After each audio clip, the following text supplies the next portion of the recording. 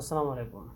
اس video میں یہ بتانے جا رہا ہوں کہ کچھ لوگ بڑھاپے کی عمر میں بھی جوان لگتے ہیں، لیکن کچھ لوگ ایسے ہیں جو جوانی کی عمر میں بوڑھے لگتے ہیں۔ تو سب سے پہلے اس کے اندر کیا ٹرک ہے کہ کچھ لوگ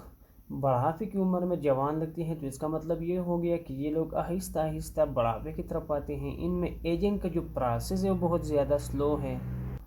اور ظاہری بات ہے جو لوگ جوانی کی عمر میں بوڑھے لگتے ہیں تو ان میں جو بڑھاپے کا سپیڈ ہے وہ بہت زیادہ تیز ہے، جلدی جلدی بوڑھے ہونے لگتے ہیں۔ وہ لوگ جو چاہتے ہیں کہ ہم بھی آہستہ آہستہ بڑھاپے کی طرف جائیں، ایک لمبی عمر جوانیوں کی طرح گزارے، بیماریوں سے بچے رہیں، تو آپ کو کیا کرنا چاہیے؟ اس کے لیے آپ کو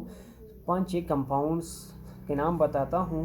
وہ استعمال کرنے ہیں، اور وہ آپ کو کئی خوراکیں ہیں ان کے اندر مل جاتا ہے۔ سب سے پہلی بات یہ ہے کہ آپ کو اپنی خوراک میں انگور شامل کرنا چاہیے، آپ کو اپنی خوراک میں سیب کا استعمال کرنا، امرود کا استعمال کرنا، اور اس کے ساتھ ساتھ آپ کو گرین ٹی کا استعمال کرنا چاہیے، کیونکہ ان خوراکوں کے اندر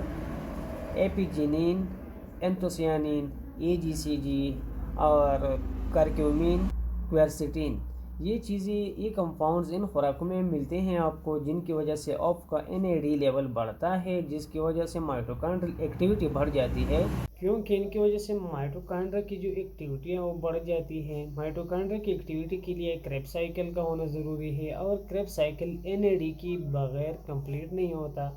تو جب NAD کی کمی ہو تو اس کے سمے کریب سائیکل کا پروسیس انکمپلیٹ رہ جاتا ہے، اور ہمیں پوری طرح فوڈ سے انرجی نہیں ملتی۔ جب سیل کو انرجی نہیں ملے گی تو ظاہری بات ہے وہ مریں گے،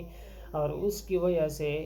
ایجنگ کا جو پروسیس ہے وہ تیز ہوگا۔ اب ایک انزائم ہمارے جسم کے اندر موجود ہوتی ہے، اسے CD38 کہا جاتا ہے،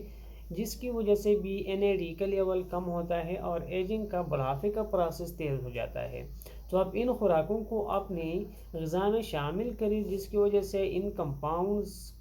کی نتیجے میں ہمارے جو NAD کے لیول ہے وہ انکریز ہوگا، CD38 کا لیول کم ہوگا، اور مائٹوکانڈریل ایکٹیویٹی بڑھے گی، اور سیلز کو پراپرلی انرجی ملے گی، جس کی وجہ سے ایجنگ کا پروسیس لو رہے گا۔ اللہ حافظ۔